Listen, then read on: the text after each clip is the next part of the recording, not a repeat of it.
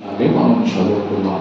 Page number 684, విలాపు వాక్యాలు 4వ అధ్యాయం 16వ వచనాన్ని మనం చదువుకుందాం. 4వ అధ్యాయము 16వ వచనం మనం చదువుకుందాం. విలాపు వాక్యాలు 4వ అధ్యాయం 16వ వచనం. యెహోవా సన్నిధిని వారిని చెదరగొట్టెను, ఆయన ఇక మీదట వారిని లక్ష్య పెట్టడు.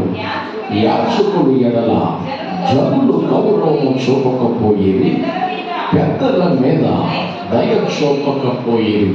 అందరి మాట నాతో చెప్పండి. యెహోవా సన్నిధిని వారిని చెదరగొట్టెను, ఆయన ఇక మీదట వారిని లక్ష్య పెట్టడు.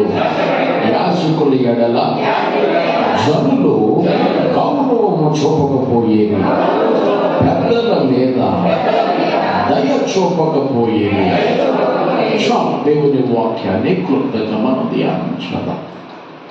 విలాపు వాక్యాలు 4వ అధ్యాయము 16వ వచనంలో ఇశ్రాయేలు ప్రజల గురించి దేవుడు మాట్లాడుతూ ఉన్నాడు. ఏమంటున్నాడంటే, నా సన్నిధికి వచ్చిన వారిని చెదరగొడతా. చెదరగొట్టడమే కాదు, వచ్చిన వారిని లక్ష్య పెట్టడం అని అంటున్నాడు. ఏమండి, సహజంగా 10 మంది రావాలని మేమే ఆశిస్తాం. కానీ ప్రభు అంటున్నాడు, వచ్చిన వారిని చెదరగొడతారంటాడు. ఏంటి కారణం లేకుండా దేవుడు ఏది చేయడు. కారణం లేకుండా దేవుడు ఏది చేయడు. అసలు ఎందుకు చెదరగొడతారు, ఎందుకు వారిని లక్ష్య పెట్టడు అని అంటే, వారు దేవుని దృష్టికి చాలా ఘోరమైన పాపం చేశారు. ఎవరి వాళ్ళు? విశ్వాసం అంటే తెలియని వారా? ప్రార్థన అంటే తెలియని వారా? దేవుడు అంటే తెలియని వారా అనంటే కాదు. ఆయన జనులుగా పిలవబడిన వారే భక్తులు పెరగవలసింది పోయి, ఆత్మీయతలో అభివృద్ధి చెందవలసింది పోయి, వారు రాను రాను భక్తి వాళ్ళుగా మార్చబడవలసింది పోయి భక్తిహీనులుగా మారిపోయారు.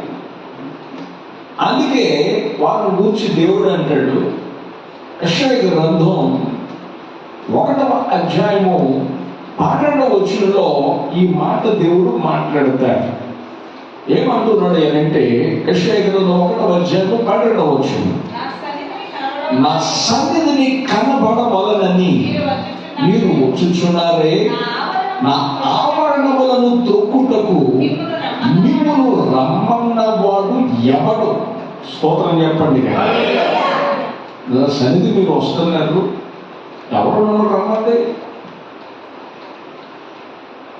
నా ఆవరణ తొక్కడానికి ఏమొప్పదు మీకు? ఎందుకు తొక్కుతున్నారు అని దేవుడు మాట్లాడుతున్నాడు.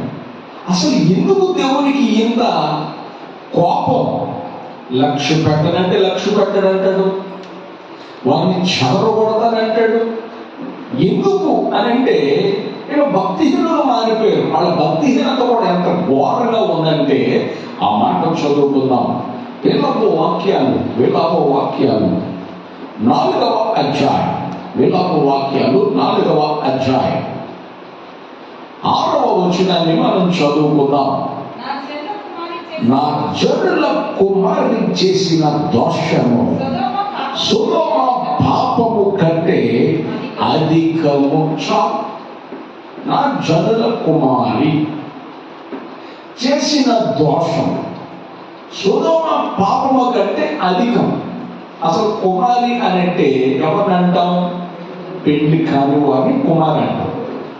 కన్యక అంటే సంఘం కన్యకకు పోల్చబడింది. సంఘం దేవుని మాట వినని స్థితిలో ఉంది, భక్తిహీనంగా మారిపోయింది. అందుకే కన్యక దేవుడు అంటున్నాడు, నా జనుల కుమారు చేసిన దోషం, కన్యక చేసిన దోషం సొదొమ పాపము కంటే అధికమైపోయిందట. ఎందుకు? సొదొమ ఎటువంటిది? సొదొమ గొమొర్రా ఎటువంటి స్థితిలో ఉంది? మనుషుల దృష్టికి ఎట్లా ఉంది, ఆత్మీయ దృష్టికి ఎట్లా ఉంది, దేవుని దృష్టికి ఎట్లా ఉంది సొదొమ. దయచేసి మనం చూడండి, వాక్యం మనం చదువుదాం. ఆది కాండము 13వ అధ్యాయం 10వ వచనాన్ని మనం చదువుకుందాం. ఆది కాండము 13వ అధ్యాయం 10వ వచనాన్ని మనం చదువుకుందాం. లోతు తన కన్నులెత్తి యోర్దాను ప్రాంతమంతటిని చూచెను. యెహోవా సొదొమ గొమొర్రా పట్టణములను నాశనము చేయకు మునుపు సోయారుకు వచ్చు వరకు అది అంతయు ఎట్లాట యెహోవా తోట వలెను, ఐగుప్తు దేశం వలెను నీళ్లు పారు దేశమై ఉండేను. స్తోత్రం చెప్పండి. లోతట అబ్రహాము నుండి వెళ్ళిపోయేటప్పుడు సొదొమ గొమొర్రా వైపు వెళ్ళాడట. సొదొమ గొమొర్రాను చూసినప్పుడు లోతు దృష్టికి అది ఎట్లా కనబడిందో చెప్పన యెహోవా తోటలా కనబడిందట. సొదొమ గొమొర్రా పట్టణాలు లోతు దృష్టికి ఎట్లా కనబడ్డాయి? యెహోవా తోట. అంటే ఇక్కడ ఏ కొదువు లేదు, ఏ కొరత లేదు. అబ్రహాము నన్ను విడిచిపోమన్నాడు, నేను మంచినే ఎన్నుకున్నాను, నేను మంచి మార్గంలోనూ ఉన్నాను, మంచి త్రోవలను వచ్చాను అని మానవుడు అనుకుంటా ఇక్కడికి వచ్చేసాడు. ఇక్కడికి వచ్చి చూస్తే పేరు గొప్పే, ఊరు దెబ్బ. స్తోత్రం చెప్పండి. హల్లెలూయా. పేరు గొప్పే కానీ ఊరు మాత్రం దెబ్బ.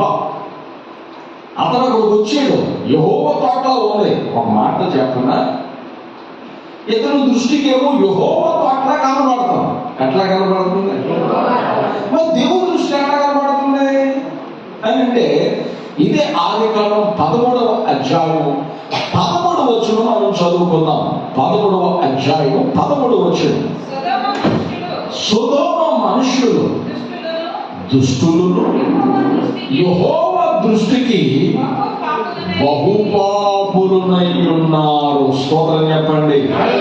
ఆమేన్. హల్లెలూయా. లోతు దృష్టికి సొదొమ గొమొర్రా యెహోవా తోటలాగా, ఐగుప్తు ప్రాంతంలాగా, నీరు పారే ప్రాంతంలాగా కనిపిస్తుంది. కానీ దేవుని దృష్టికి ఇదే సొదొమ గొమొర్రా, సొదొమ మనుషులు దుష్టులను బహు పాపులునై ఉన్నారట దేవుని దృష్టిలో. ఎట్లా ఉన్నారట? కానీ లోతు అంటున్నాడు, పేరులో లోతుంది కానీ భక్తులు లోతు లేదు.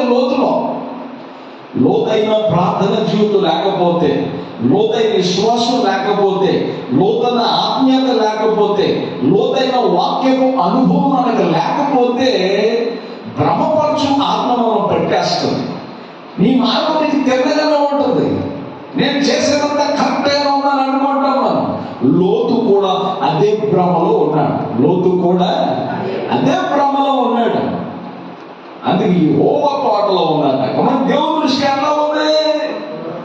దుష్టులు బహుపాపులు ఉన్నారట. ఇతనిలో యెహోవా తోటలో ఉందట.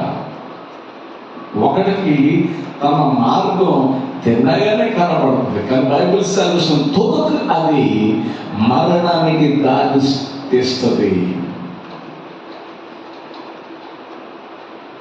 లోతు యెహోవా తోటలాగా అనుకున్నాడు, భ్రమపరచు ఆత్మలో పడిపోయాడు.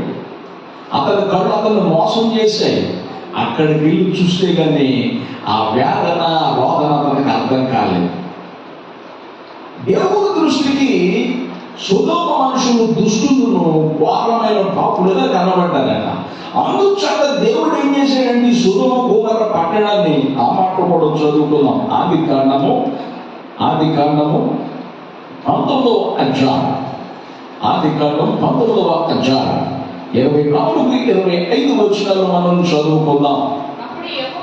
అప్పుడు యెహోవా సొదొమ మీదను గొమొర్రా మీదను యెహోవా యొద్ద నుండి గంధకమును అగ్నిని ఆకాశం నుండి కురిపించి ఆ పట్టణములను మైదానమంతటిని ఆ పట్టణములో నివసించు జనులందరినీ నేల మొలకలను నాశనము చేసేమో. స్తోత్రం చెప్పండి. అగ్ని గమకాలతో కాల్చేసాడట. అంటే దేవునికి నచ్చలా. కానీ మానవుడికి ఎట్లా ఉంది? యెహోవా తోటలా ఉంది. అక్కడ ఉన్నవాళ్ళు దేవుడికి నచ్చలా. దేవునికి వ్యతిరేకులు ఉన్నారు, దేవుడికి ప్రతికూలంగా ఉన్నారు, దేవుడికి ఇష్టం లేని వారు ఉన్నారు. దేవుడి చిత్తాన్ని చేసేవారుగా కానీ దేవుడి ఇష్టాన్ని చేసేవారుగా కానీ వారు లేరు. వాళ్ళ మధ్యలోకి వెళ్ళి ఇది యెహోవా తోట అన్నాడు అన్నాడు. అందుచేత ప్రార్థన దేవుడు అగ్ని గంధకాలు కురిపించి నాశనం చేశాడు. అస్సలు ఏ మొలక ఉండదు అక్కడ. అంత బూడిదే. మనుషులతో సైతం, వస్తువులతో సైతం, ఇళ్ళతో సైతం, వాహనాలతో సైతం అన్ని బూడిదైపోయాడు. ఏమైపోయినాయి? బూడిదైపోయినాయి. స్వచ్ఛమైన అగ్ని గంధకాలు కురిపించి కాల్చావడం పారేశాడట. అంత వ్యతిరేకం ఉన్నారు. దేవుడు అంటున్నాడు, నా జనుడు కుమారు చేసిన దోషం సుధమ పాపం కంటే అధికంగా ఉంది. అందులో వాడు చదవబడ్డ. ఇక సుధమ గొప్పరే బెస్ట్ అనుకుంటున్నాడు దేవుడు. కానీ రక్షించబడి చెదిరిపోయిన వాళ్ళు వీళ్ళు. రక్షించబడి దేవుడికి దగ్గరగా ఉన్నామో అనుకుంటూ దూరంగా బ్రతుకుతున్న వాళ్ళు వీళ్ళు. అందులో వారు లక్ష్య పెట్టను. ఒకవేళ నేను అడుగుతున్నాను, ఒకవేళ ఈ అనుభవం నీలో ఉందేమో. మనిషిగా మనం ఉన్నాం, మన తలంపులు దేవునికి విరోధం ఉన్నాయేమో. మనిషిగా మనం ఇక్కడ కూర్చున్నాం, మన యోచనలు దేవునికి విరోధంగా ఉన్నాయేమో. ఒక్కసారి ఆలోచన చేయి. ఈ బాధలో చేయవేసే మనము సరి చేసుకోవలసిన వారమై ఉన్నాం. స్తోత్రం చెప్పండి. హల్లెలూయా. నువ్వు సరి చేసుకోకుండా ఈ బాధలు చేసి దేవుడు అంటాడు, నా సన్నిధికి రమ్మన్నాడు. ఎవరు నిన్ను నా ఆవరణ తొక్కడానికి ఏమవుతుంది నీకు? ఎందుకు రమ్మన్నాను నేను? సరి చేసుకో. స్తోత్రం చెప్పండి. హల్లెలూయా. ఏదో నలుగురితో వచ్చాం, నలుగురితో పోయాం, వస్తున్నాం, వెళుతున్నాం అనేది దేవునికి నచ్చదు. వస్తూ దేవునికి దూరం ఉన్నావేమో. దేవుడికి దగ్గర ఉన్నాను అనుకుంటూ దేవునికి దూరం ఉన్నావేమో. ఒకసారి ఆలోచించు. దేవుని వాక్యం సెలవిస్తూ ఉంది, దగ్గరగా ఉన్నానంటూ ఆత్మలో దూరం అయిపోయేవేమో. శారీరక దేవుడికి సమీపం ఉన్నాను అనుకుంటూ ఆత్మలో దిగజారిన స్థితి, దేవునికి నచ్చని స్థితి ఉందేమో. అందుకే దేవుడు నక్షత్రపడతా పెరిగావా? ప్రభు అన్నాడు, శాస్త్రుల నీతి కంటే నీ నీతి అధికం కావాలి. శాస్త్రుల నీతి కంటే నీ నీతి అధికం కావాలన్న. మరి భక్తి అధికం కావద్దా? విశ్వాసం అధికం కావద్దా? ఆత్మీయత అధికం కావద్దా? ధర్మకార్యాలు అధికం కావద్దా? పరిశుభ్రత అధికం కావద్దా? దేవునికి ఇచ్చే భావం అధికం కావద్దా? దేవుని బిడ్డలారా, బైబిల్ సెలవిస్తున్న సత్యం, వారిని చెదరగొడతాను, వారిని లక్ష్య పెట్టాను. ఏం చేయట? వారిని చెదరగొడతాను, వారిని లక్ష్య పెట్టాను. అంతేకాదు దేవుడు అంటాడు, వాక్యంలో రాయబడింది యెషయా గ్రంథం 1వ అధ్యాయంలో మనం చదువుకుంటే, యెషయా గ్రంథం 1వ అధ్యాయం 15, 16, 17 వచనాల్లో మనం చదువుకుంటే బైబిల్ సెలవిస్తూ ఉంది. ఆ మాట చదువుకుందాం. మీరు ఇదిగో నా సన్నిధికి వచ్చే మీరు మీ చేతులు చాపునప్పుడు మిమ్మల్ని చూడక నా కన్నులు కప్పేసుకుంటాను. మీరు బహుగా ప్రార్థన చేసిన నేను వినను. ఎందుకో తెలుసా? పేరుకు వస్తున్నారు కానీ మీ హృదయాలు నాకు దూరం ఉన్నాయి. పిల్లలతో ప్రభు అంటున్నారు కానీ మీ హృదయం నాకు దూరంగా ఉంది. అందుకే మీరు చేతులు చాచినప్పుడు నేను కళ్ళు మూసుకుంటాను. మీరు బహుగా ప్రార్థించినప్పుడు నా చెవులు నేను మూసుకుంటాను, వినను. అందుకు దేవుడు అంటాడు, నీ చేతులు ఏమిటంట? దోషంతో నిండిపోయాయి. దావీదు అంటాడు, ప్రభా నీకు మందులు కట్టాలని ఆశపడుతున్నానయ్యా, మందులు కట్టేస్తానయ్యా అంటే దేవుడు అన్నాడు, నువ్వు కట్టొద్దు, నీ కడుపును పుట్టే కొడుకు కడతాడు, సులభంగా కట్టించుకుంటా, ఎందుకంటే నీ చేతులు రక్తంతో తడవబడ్డాయి, రక్తంతో నింపబడ్డాయి, నీ చేతులతో కట్టొద్దు. దేవుని మందిరానికి సహాయం చేయాలన్నా, దేవుని మందిరం కట్టాలన్నా దేవుడు ఆకర్షించాలి. స్తోత్రం. దేవుడు ఏం చేయాలి? ఆకర్షించాలి. ఆకర్షించలేదు నువ్వు చేయలేవు, నేను చేయలేవు, నువ్వు పెట్టలేవు, నేను పెట్టలేవు. ఇది బైబిల్ చెప్తున్న సత్యం. మీ చేతులు రక్తంతో నింపబడ్డాయి, అందుచేత ప్రభు అన్నాడు, మీ చేతులు మిమ్మల్ని కడుగుకొనుడి. ఏమిటట? మిమ్మల్ని మీరు కడుగుకోండి, శుద్ధి చేసుకోండి, మీ దుష్క్రియలు నాకు కనబడకుండా వాటిని ఏం చేసుకోవాలి? తొలగించుకోండి. స్తోత్రం చెప్పండి. అది కీడు చేయుట మానుడి, మేలు చేయ నేర్చుకొనుడి. స్తోత్రం చెప్పండి. ఆమేన్, హల్లెలూయా. బైబిల్ సెలవిస్తున్న మాట, కీడు చేయ మానే, మేలు చేయ నేర్చుకో. దేవుని మనసు అపకారానికి కూడా ఉపకారం చేసే మనసు. పేతురు వాక్యంలో రాయబడిన పేతురు పత్రికలో, తప్పు చేసి శ్రమ పడటం కంటే మేలు చేసి శ్రమ పడటమే మేలు. అది దేవుని మనసు. స్తోత్రం చెప్పండి. హల్లెలూయా. దేవుని బిడ్డలారా, దేవుని వాక్యంలో మనం చదువుతూ ఉన్నాం, మిమ్మల్ని కడుగుకోనుడి, శుద్ధి చేసుకోండి. బావలో చేయవలసిన దేవుని బిడ్డలారా, కడుగుకోవాల్సిన అవసరత మనకు ఉంది.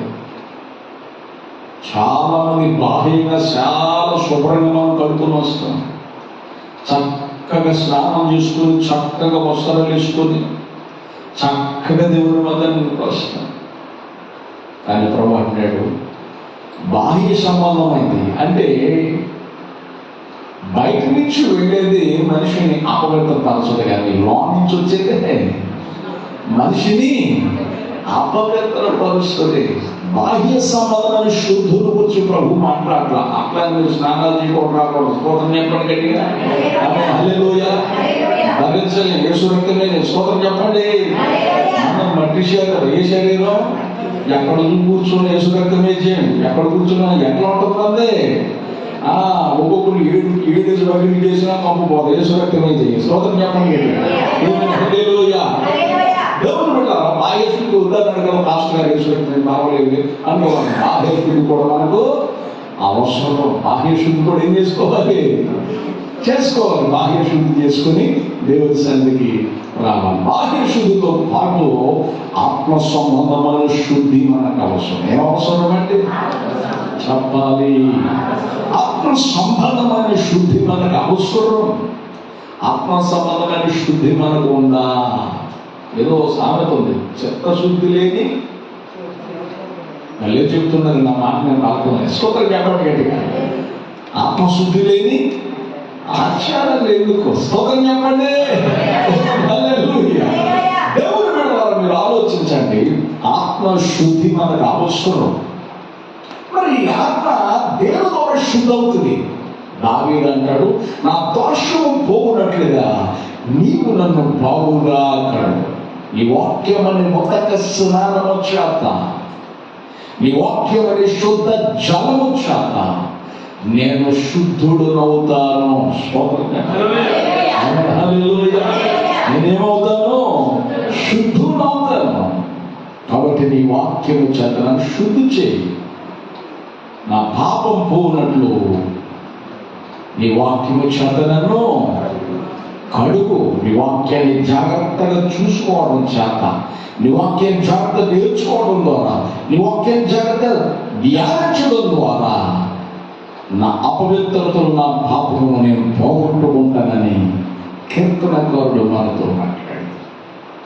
బైబిల్ సెలవిస్తున్న దేవుని బిడ్డ, కడుగుకొనుడి, శుద్ధి చేసుకొనుడి, మీ దుష్క్రియలు నాకు కనపడకూడదు. ఏం కనపడకూడదండి? అందుకే చెవులు కళ్ళు మూసుకుంటారు అంటున్నాడు, చెవులు మూసుకుంటారు అంటున్నాడు. నీ ప్రార్థనకు నేను జవాబు అంటున్నాడు ఆయన. మనలో మనీ పెట్టుకుని ఎదుటోడి ఎదుగుతా ఉంటాం. మన కంట్లో దోళ్ళు పెట్టుకుని ఎదుటోడి కంట్లో నడుస్తుందని మనం చూస్తూ ఉంటాం. స్తోత్రం చెప్పండి. హల్లెలూయా. ఒక ఆయన అంటున్నాడు, మాస్టర్ ఏరియా అంతా విజయవాడ అంతా ఇటువంటి దగ్గరలో ఉన్నాయి కదా, మొత్తం మునిగిపోయినాడు కదా, మునిగిపోయారా మాస్టర్ గారు? మునిగిపోయారా, ఏమో సహాయం కావాలని అడుగుతున్నాడు. నేను అన్నాను, మాకేం మునిగిపోలేదు, బాగా ముందు మీరే కొన్ని మేము శుభ్రం మునిగిపోయినాడు. శుభ్రం చెప్పండి గట్టిగా. అంటే ఆయన మునిగిపోయేది ఒక ఎప్పుడు కూడా ఏమైపోవాలి? మునిగిపోయినోడు సహాయం చేయి. పేతురు మునిగిపోతుంటే ప్రభు ఏం చేసాడు? సహాయం చేసి లేవనెత్తాడు. మునిగిపోయినోడికి ఏదైనా సహాయం చేసి పెట్టు. అంతేగా మరి నేను మునిగిపోయాను కాబట్టి వీడు కూడా ఏమైపోవాలి? మునిగిపోవాలి. అది కోరుకోకూడదు. తీసుకుంటున్నాడు. స్తోత్రం చెప్పండి. హల్లెలూయా. దేవుని బిడ్డలారా, దేవుని వాక్యం సెలవిస్తున్న సత్యం, కడుగుకొని శుద్ధి చేసుకోండి, దుష్క్రియలు కనబడకుండా కడిగేసుకోండి. అంతేకాదు కీడు చేయడం మానాలి. ఎదుటి వారికి మేలు జరుగుతుందంటే సంతోషించాలి. వారవలేని మనసు మనకు ఉండకూడదు. స్తోత్రం చెప్పండి. నేను రహస్యం చెప్పనా, మీకు ఒక్కొక్కటి ఉంటుంది. నాకు 10 మంది సహాయం చేస్తారు, 2 ఎక్కువే ఉంటాయి. 2 ఎక్కువే ఉంటాయి. 10 మంది తీటుంది వారు. పబ్లిక్ చెప్తున్నాను. స్తోత్రం చెప్పండి. కానీ దేవుడిచ్చింది ఎట్లా దాన్ని దేవుని పని ఖర్చు చేయాలో నాకు బాగా తెలుసు. స్తోత్రం. ఎక్కడ ఎట్లా ఖర్చు చేయాలో. సోడ కూడా తాగం బయటకు పోతే, కానీ ఇంట్లో ఉంటాం, ఇంట్లోనే తింటాం. కానీ అవసరం వచ్చినప్పుడు 100 రూపాయల దగ్గర 1000 రూపాయలు సార్ దేవుని పని పెట్టాలంతే. స్తోత్రం చెప్పండి.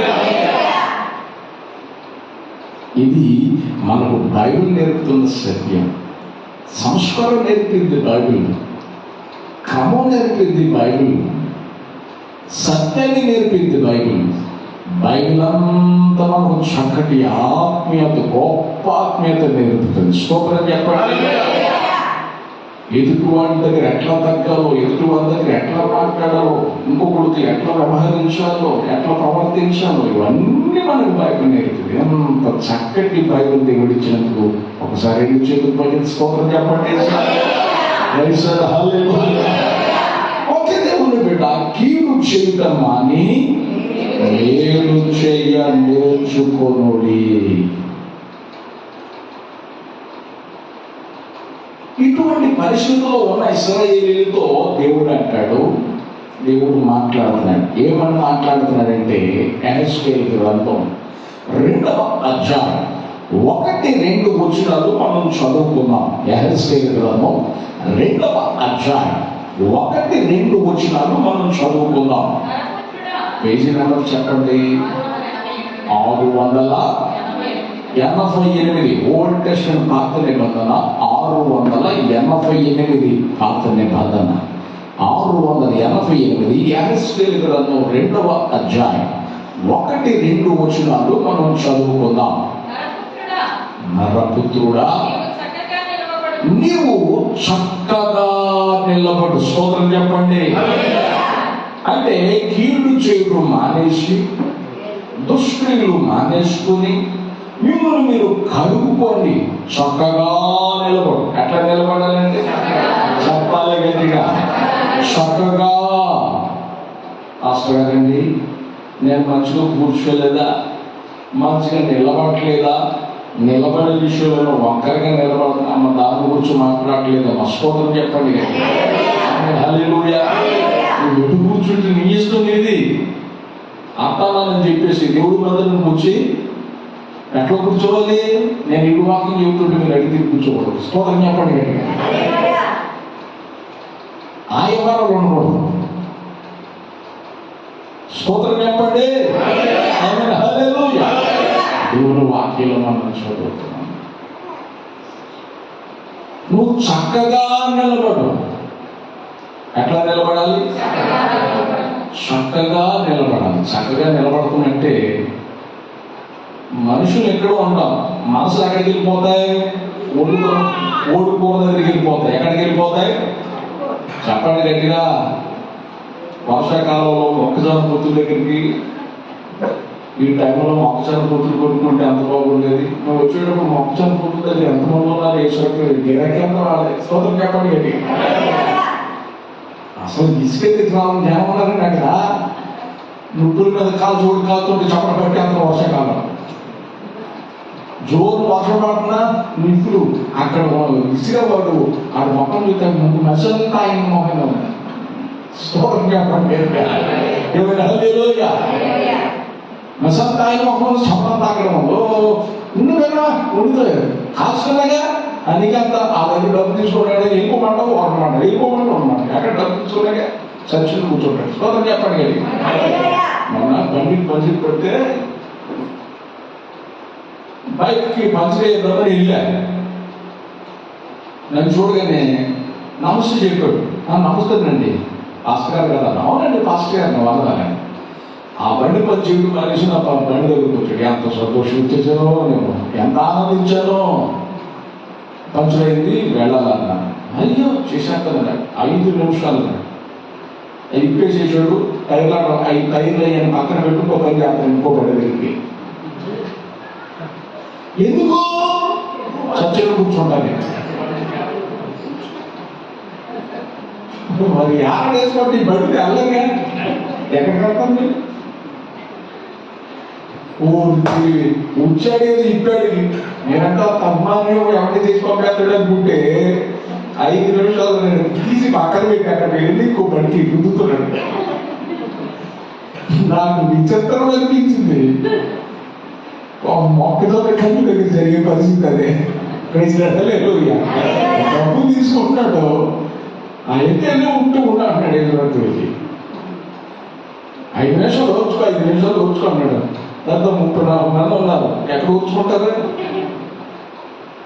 స్తోత్రం చెప్పండి. ఓకే దేవుడు దేవుడు వాక్యంలో మనం చదువుతున్న మాట. నువ్వు చక్కగా నిలబడ్డావు. ఏం చేయాలండి? చెప్పాలి గట్టిగా. దేవుని సరిలో మచ్చ, డాగు, ముడత, కలంకము లేని వారిగా దేవుని ఎదుట నిలబడాలి. నిందారహితులుగా, నిర్దోషులుగా, పరిశుద్ధులుగా దేవుని ఎదుట మనము నిలబడవలసిన వారమై ఉన్నాం. మన స్థితిగతులు ఎట్లా ఉన్నాయి? దేవుని ఎదుట ఎట్లా ఉన్నాం? ఆలోచించండి. బైబిల్ సాగుతుంది చక్కగా నిలబడాలి. మనం చక్కగా నిలబడాలంటే మనం ఏం చేయాలి? ఏం చేయాలో చెప్పనా? బైబిల్ సాగిస్తుంది. యెషయా గ్రంథం 40వ అధ్యాయం. యెషయా గ్రంథం 40వ అధ్యాయం. యెషయా గ్రంథం 40వ అధ్యాయం. అందరూ తీశారా? 601 పేజీ నెంబర్. యెషయా గ్రంథం 40వ అధ్యాయం 31 వచనం చదవండి. యెహోవా కొరకు ఎదురు చూచువారు నూతన బలము పొందుదురు. వారు పక్షిరాజు వలె రెక్కలు చాపి పైకి ఎగురుదురు. అలయక పరుగెత్తుదురు. సమస్యలక నడచిపోదు. ఇప్పుడు 29:30 చదువుదాం. సమస్యలు వారికి బలమిచ్చువాడు ఆయనే. శక్తిహీనులకు బలాభివృద్ధి కలుగు చేయువాడు ఆయనే. బాలురు సమస్యలుదురు అలయుదురు. యవనస్తులు తప్పక తొట్టిల్లుదురు. ఇప్పుడు 28 కూడా చదువుదాం. నీకు తెలివి లేదా? నీవు వినలేదా? భూదివంతము సృజించిన యెహోవా నిత్యుడగు దేవుడు.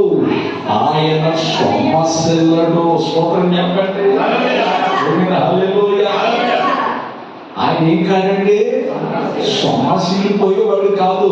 నువ్వు నేను సమస్యలు వచ్చు, కానీ సమస్యలని దేవుని వైపు చూస్తే మనకు నేర్చుకోరా. స్తోత్రం చెప్పండి. కానీ విచిత్రమైన తెలుసా, మనం తింటాను ఉంటాం, నీరసం అయిపోతున్నాడు. యేసురక్తులకి మనం వీక్నెస్ అది ఏంటండి, చెప్పాలి గట్టిగా. ఉదయం కానీ మన ఈ మధ్యకాలంలో తీసుకుంటాను, అమ్మా టిఫిన్ చేశారు, టిఫిన్ కూడా చేశానయ్యా. అవునా, మరి భోజనం చేశారా అంటే ఇంకా భోజనాలు అవ్వలేదు, వండుకోలేదు మనం. అయ్యా భోజనం కూడా చేశానయ్యా. టిఫిన్ చేసిందంట, భోజనం చేసిందంట. మరి ఏంటమ్మా, చాలా నీరసం ఉంటాయి. స్తోత్రం చెప్పండి.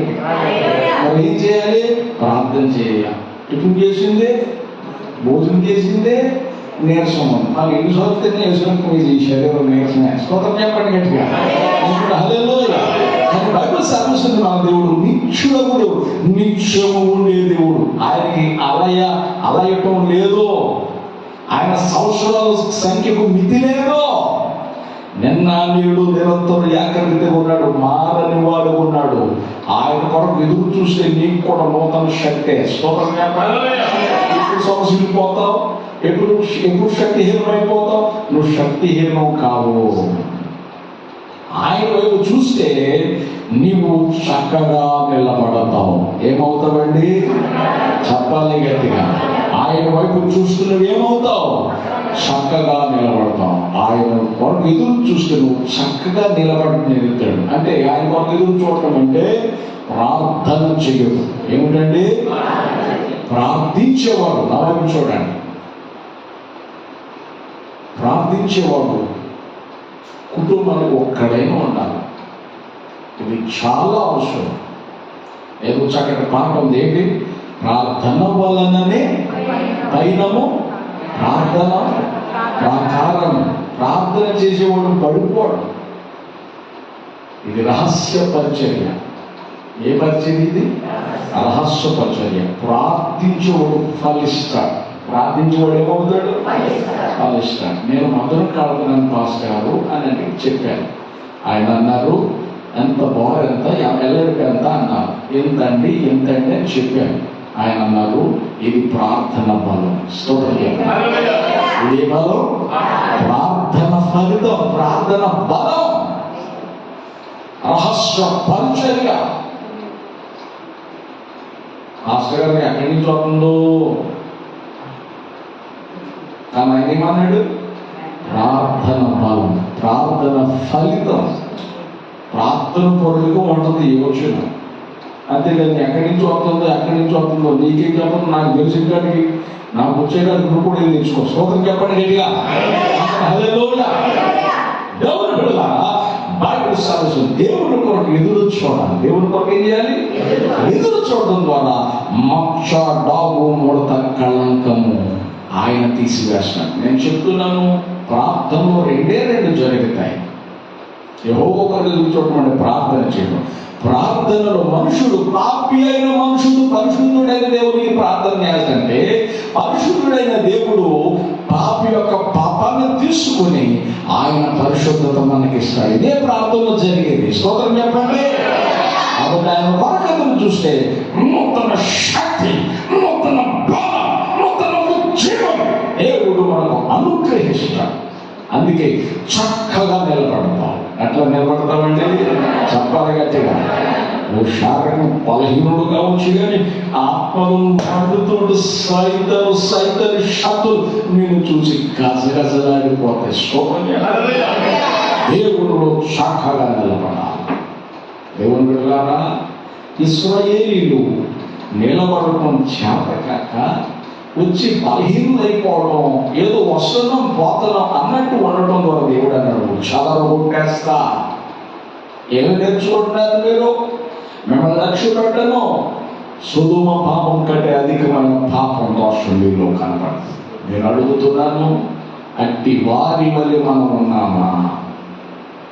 సరి చేసుకో. దేవుని వైపు ఎదురు చూస్తూ సరి చేసుకుని ఈ కార్యక్రమంలో చక్కగా నిలబడి ఈ కార్యక్రమంలో పాల్గొందాం. దేవుడి మాట దీవించును గాక. ఆమేన్.